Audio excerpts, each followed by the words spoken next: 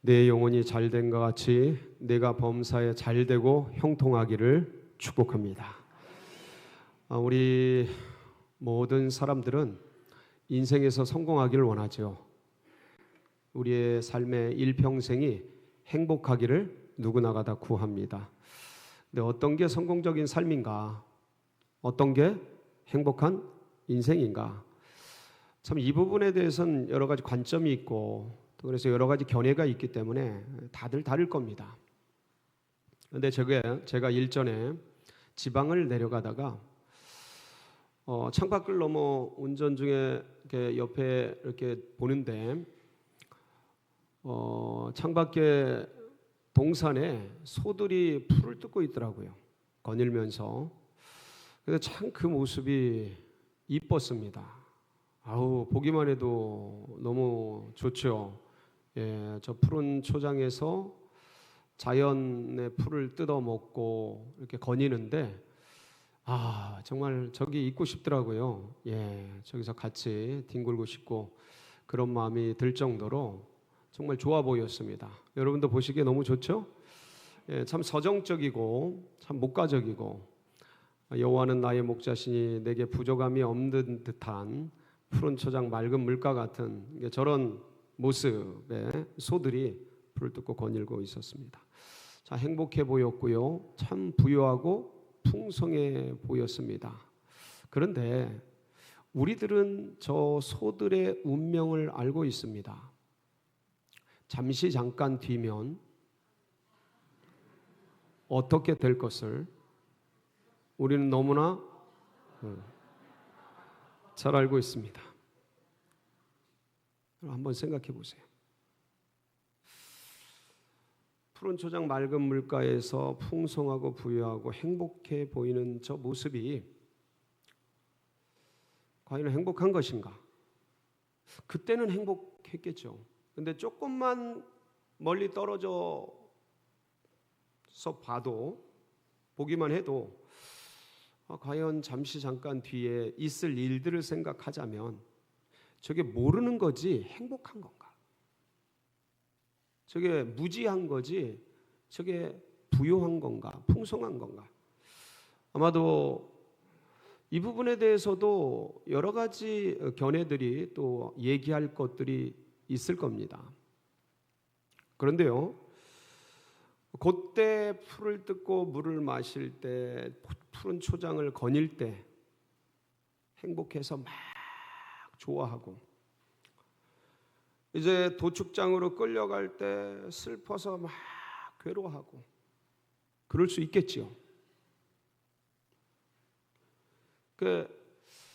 우리 인생도 거의 비슷한 느낌이 듭니다. 어느 때는 슬프고 고통스럽고 아픈 일들이 있을 수 있죠. 그때 어쩌면 지금도 겪고 있을 수 있고 지난날의 그 고통과 아픔들, 힘들었던 추억들,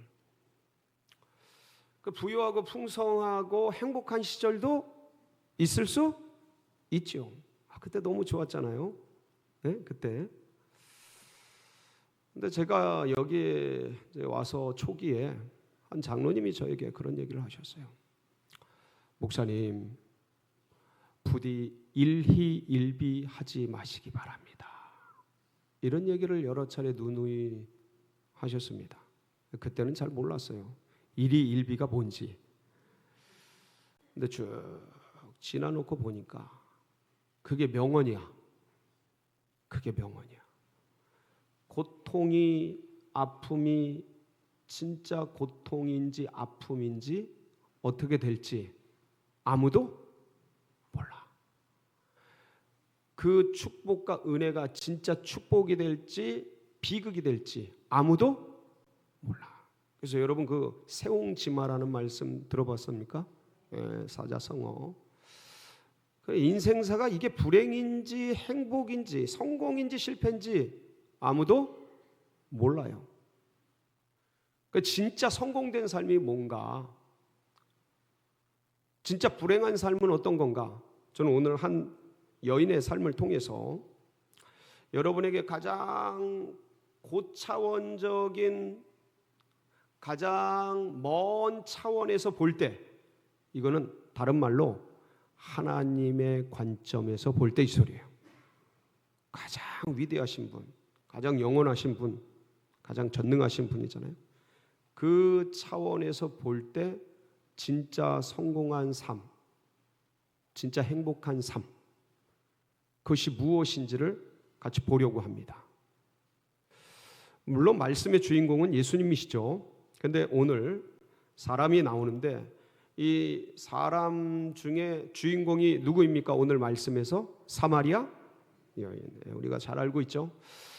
여러분, 사마리아 여인의 성을 알고 있는 분 혹시 계십니까? 이름 알고 있는 분. 물론 제가 주석을 찾아보니까 전승에는 있는데 성경에 나와 있지 않더라고요. 그래서 이름도 몰라요, 성도 몰라. 그런데 우리는 이 사마리아 여인의 삶을 너무나 잘 알고 있어요. 여러분, 그냥 객관적으로 세상적인 눈으로 볼 때 이 사마리아 여인의 삶이 행복한 삶이었던 것 같습니까? 불행한 삶이었던 것 같습니까? 어떻게 그렇게 잘 아셔요? 이렇게 성공적인 삶이었던 것 같습니까? 실패한 삶인 것 같습니까? 그걸 어떻게 아세요? 근데 우리는 추측할 수 있어요. 단정할 수, 그러니까 확정할 수는 없지만 추측할 수 있는 내용들이 너무 많이 나와요.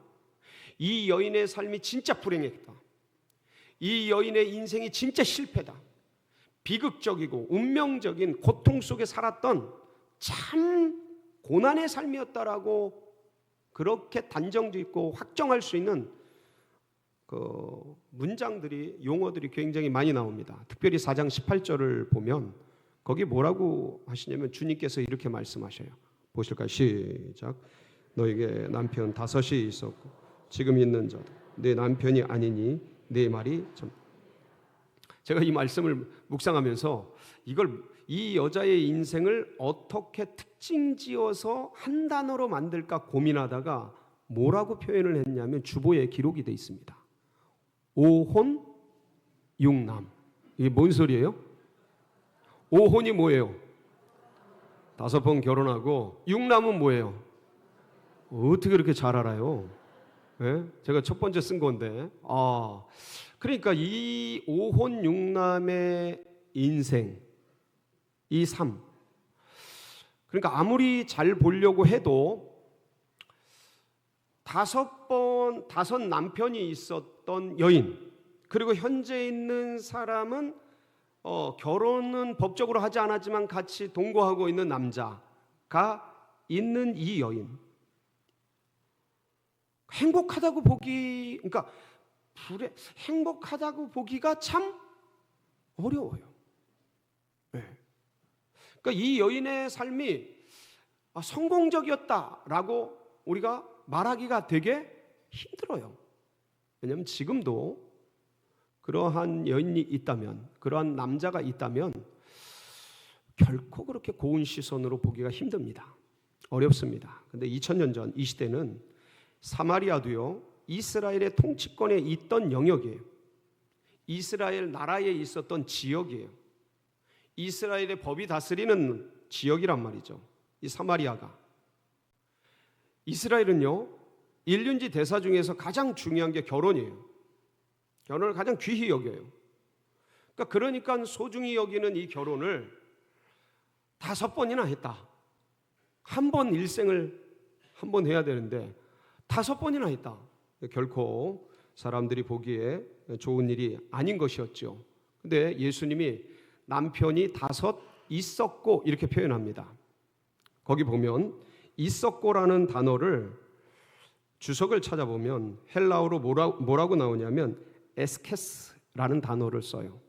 근데 이 에스케스라는 단어의 문법이 뭐냐면 직설법 과거 동사예요. 현재 분사가 아니에요. 직설법 과거 동사라는 뜻은 뭐냐면 동작의 과거에 일어났던 사실만을 기록하는 거예요. 이게 현재 분사였으면 이 과거에 일어났던 동작이 현재와 관계가 있는 거예요. 그러니까 남편이 5이 있었고 할 때 있었고가 현재 분사였으면, 그런데 그 남편들이 지금도 있다라는 뜻을 뜻으로도 해석할 수 있어요. 현재 분사였으면. 그런데 이건 직설법 과거 동사로 끝나서 동작이 끝났고 사실만을 기록해요. 그런 일이 있었다라는 거예요. 지금은 그들이 살아있는지 없는지 알 수 있는 정보가 이 단어에 있어요, 없어요? 없어요. 와, 잘하시네. 잘하셔. 그래서 이 단어로 미루어 볼 때 우리는 5명의 남편이 지금 살아있는지 죽었는지 알 길이 없어요. 그래서 이 여인이 5명의 남편이 다섯 명의 남편과 다 사별을 했는지, 이들이 다 죽었는지, 아니면 이혼을 했는지, 아니면 2명은 사별을 했고 3명은 이혼을 했는지를 알 수 있는 정보가 이 단어에는 없어요. 그냥 알 수 있는 게 뭐냐면 5번을 결혼했다. 그리고 지금은 한 사람의 남자와 뭐하고 있다? 동거하고 있다 라는 사실만을 알 수 있는 거예요. 아마도 이 여인의 삶 속에 말 못할 기구한 어떤 과거력이 있었던 것이죠. 뭔가, 그런데 우리가 알 수 있는 것은 이 여인의 그 드라마가, 이 여인의 인생의 드라마가 희극이라기보다는 뭐에 가까운 거예요? 비극에 가까운 거죠. 누구나 그렇게 유추할 수가 있는 거죠.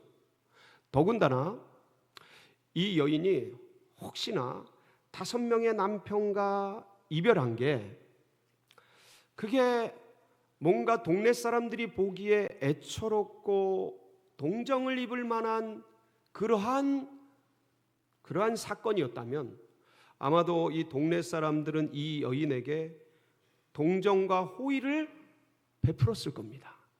그런데 성경을 쭉 연구해 보면 전혀 그렇지 않다라는 걸 알게 돼요. 무슨 말입니까? 이 여인은요, 어디에서 태어났어요? 사마리아에서 태어났어요. 여러분, 사마리아는 우리가 너무나 잘 알아요. 비극의 땅이죠.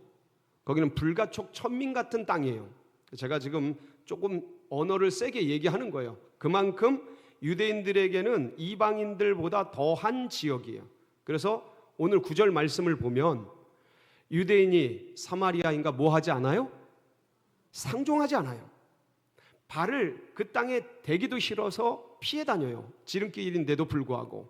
그 정도로. 그러니까 유대인들도 그렇지만 그렇게 대하는 유대인들 때문에 사마리아인들도 유대 지역에 쉽게 가겠어요? 안 가겠어요? 안 가요. 서로 힘들어요. 그러나 이런 비극적인 땅에 이 여인이 태어났어요. 사마리아 여자, 수가성에 살게 됐어요. 그런데 이 수가성에 운물이 있는데 이 여인이 물을 뜨러 나왔어요. 몇 시에 나왔다고 기록이 돼 있어요?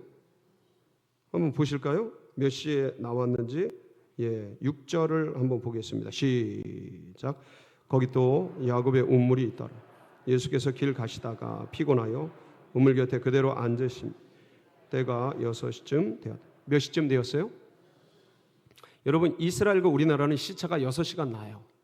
그러니까 저 이스라엘 시간에다가 6시간을 더하면 현재 오늘날의 태양력 시간이 나옵니다. 그럼 몇 시예요 이때가? 12시예요. 정오예요. 아주 뜨거운. 12시는 뭐 먹어야 돼요? 밥 먹어야 돼요. 일할 때가 아니에요. 그러니까 우리는, 근데 이 여인이 물을 뜨러 나왔단 말이에요. 그럼 우리는 2가지를 추론할 수 있어요.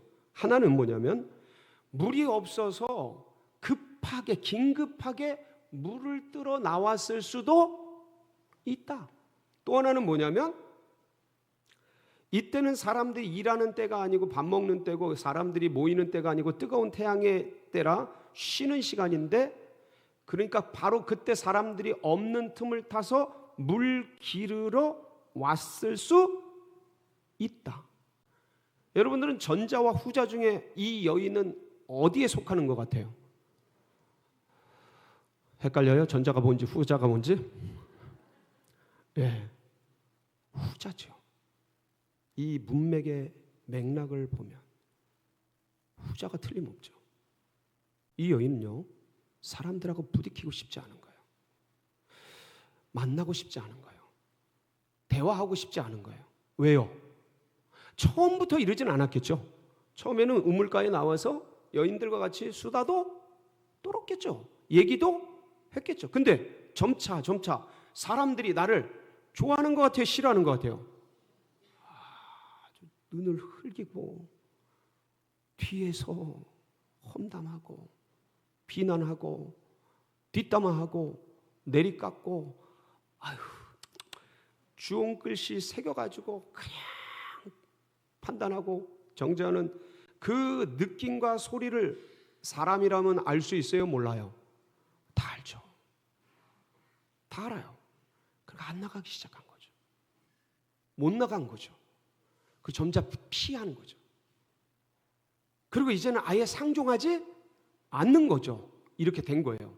낮에 12시에 아무도 안 움직이는 시간, 누구도 없는 시간, 한 여자도 없는 바로 그 시간을 틈타서, 왜냐하면 나머지 여자들은 다 뭐예요? 그 시간에 난 12시에 아예 남편 밥 해주고 애들 밥 해주고 그렇게 일해야죠. 예? 근데 이 여자는 그때 물을 기르러 나오는 거예요. 그러면 이 일을 생각해 볼 때 이 여자와 마을 사람들과의 관계는 어떤 것 같아요? 호의적인 것 같아요? 비호의적인 것 같아요? 이걸 말로 해야 합니까? 관계 절단 난 거죠. 서로 안 보자 하는 거죠. 보면 피곤한 거죠. 싸우는 거죠. 그러니까 마을 사람들이 이 여인을 보기에 호의적인 삶을 살지 않은 거죠. 동정적인 삶을 살지 않은 거죠. 그러니까 비극적인 삶이고 손가락질을 당할 만한 삶이었던 거죠. 여러분, 이걸 뒷받침하는 말씀이 뒤에 하나 더 나옵니다. 이 여인이 예수님께서 네가 남편 5이 있었고 지금 있는 사람도 내 남편이 아니니 네 말이 옳도다, 이 얘기를 할 때 깜짝 놀랍니다. 여자가. 왜냐하면 자신의 생애에 대해서 얘기를 안 했는데 이분이 자신을 아는 거야. 너무 놀란 거예요. 그래서 당신 선지자입니다. 그러면서 이 여인이 예수님을 선지자로 여기면서 첫 번째 했던 질문이 뭐예요? 뭐에 대한 질문이었어요? 어떻게 알았죠? 기억하고 계시군요. 같이 한번 보겠습니다. 요한복음 4장 19절로 20절 시작. 여자가 이르되 주여 내가 보니 선지자로서 우리 조상들은 이 산에서 예배하였는데 당신들의 말은 예배할 곳이 예루살렘에 있다? 뭐에 대한 질문이에요? 뭐 드리고 싶다라는 거예요? 가슴 속에 예배에 대한 갈급함이 있었던 거예요. 이 비극적이고 고통스러운 삶을 살아온 여인이었지만 이 여인 안에는 뭐가 있었던 거예요? 신앙이 있었던 거예요. 하나님께 대한 신앙이 있었던 거예요. 나중에 뒤에 보면요, 메시아 신앙이 있었다는 걸 알게 됩니다. 근데 예배를 드릴 수 있었어요? 없었어요? 왜 못 드려요? 여러분, 물 기르러도 못 가는데, 사람들이 있는데 물 기르러도 못 가는데 어딘들 가겠어요? 이 예배의 자리에 어떻게 나와요? 얼마나 수근거려요. 뒤통수가 따가워서 뭐 예배 드리겠어요? 수근거리고 같이 자리에 앉지도 않으려고 그럴 텐데. 이런 것들로 봤을 때 이 여인은 비극적인 과거의 삶이 정말 고통스러운 삶들이 있었던 거예요. 그리고 현재도 결코 평탄하지 않아요. 사람들과의 관계가 원만하지 않아요. 뭔가 문제들이 많아요. 자, 그러면 이 여인의 미래는 어떨까요? 개선될, 좀 나아질 기미가 좀 보입니까? 어떻습니까, 여러분들은? 이 여인의 삶이 앞으로 좋아질 것 같다? 아니면 앞으로도 더 어려워질 것 같다? 어때요? 세상적으로 볼 때는 사방에 우겨쌈을 당한 거죠. 과거 망가졌고, 현재 절단났고, 미래 불투명하고, 아무것도 기대할 수 있는 게 없어요. 외로운 시간을 가졌어요. 예배도 드리고 싶었는데 드릴 수 없어요. 사람들과의 단절. 여러분, 우리가 코로나를 지내면서 우리는 사람들과의 단절이 얼마나 외로운 것인가를 알 수 있어요. 그나마 우리는 핸드폰이 있고요, SNS가 있어가지고 전화도 하고 뭐 서로 왔다 갔다 까똑도 하고 이것저것 하지만 그럼에도 사람이 사람과 접촉하고 만나지 못한다는 게 얼마나 괴로움이고 어려움인지를 생생하게 경험했어요. 몇 년간요? 3년간 고스란히 경험을 했어요. 근데 이 여인은 일생을 그리 해야 돼. 그렇게 살아왔고 앞으로도 그렇게 해야 돼. 이 외로움과 괴로움과 고통과 통증이 이루 말할 수 없는 아픔이었던 것이죠. 이런 사방의 우겨쌈을 당해 있는 이 여인, 이런 고통 속에 있었던 이 여인에게 누가 찾아오신 거예요? 예수님이 찾아오셨어요. 오늘 우리가 읽은 말씀 첫 절과 두 번째 절 보면 3절 4절을 보면요, 예수님이 유대에서 갈릴리로 가셔야 돼요. 그런데 어디를 통과하여야 하겠는지라? 사마리아를 통과하여야 하겠는지라. 예수님의 의지가 녹아져 있어요. 사마리아를 왜 가시려고 그랬어요? 수가성에서 누굴 만나려고요? 이 여인을 만나기 위해서. 그래서 만나게 됩니다. 기적적으로 은혜롭게 이 여인이 예수님을 만나게 돼요. 그러면서 용어가 다 바뀌죠. 유대인 남자가 왜 사마리아 여인에게 말을 걸고 물을 달라 합니까? 주여, 당신 그런 물을 저에게 주시옵소서. 생수 얘기를 하니까. 그 다음에 그러면서 배에서 성세광이 넘쳐나리라 그러고 그러면서 네가 남편 5이 있었으나 지금 없고 지금 남자도 내 남편이 아니니 네 말이 옳도다. 그러니까 선지자요. 그러면서 메시아가 그리스도가 오실 터인데 그러면서 내가 그니라 할 때 이 여인이 이 예수님이 누구신 줄 알게 돼요. 메시아인 줄 그리스도로 고백해요. 왜냐하면 물동이를 던져두고 동네로 뛰어들어가서 동네 사람들에게 뭐라고 말해요? 동네 사람들, 나의 과거를 말한 사람을 와서 보시오. 그리스도가 아닙니까? 하고 전파를 해요. 그리스도로 고백을 합니다. 그러니까 이 여인은 비극적인 운명 속에서 사방의 우겨쌈을 당한 고통 속에서 누굴 만난 거예요? 예수님을 만나요. 그리고 완전히 삶이 바뀌어요. 짧은 시간이지만 주님을 정통으로 만난 거예요. 전 여러분도 이 자리가 수가성 우물가가 되게 해라. 이 자리에서 누굴 만나라? 예수님을. 짧은 시간이지만 정통으로 만나라. 할렐루야. 몇 분 안 만났어요. 여러분이 대화가 그렇게 길지 않아요. 예? 몇 분 안 만났어요. 그런데 이 동네 사람들이 그 뜨거운 여름에, 그 정오에 밥 먹을 시간에 사람들이 안 움직입니다. 이 시간에. 근데 이 여인이 뛰어들어와서 미친 듯이 외치니까 이게 무슨 일인가 하고 상종 안 했던 이 여자가 미친 듯이 하면서 외치니까 따라 나간 거예요. 따라 나가서 이 수많은 사람들 다 예수님을 어떻게 해요? 만나게 돼요. 구원받게 됩니다.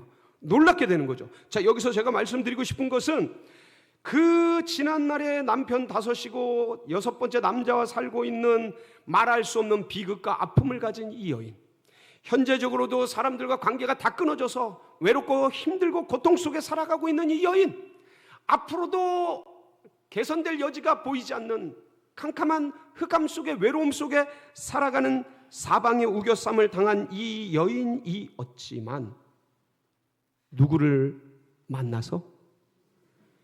예수님을 만나서 자기의 인생관이 완전히 바뀌어요.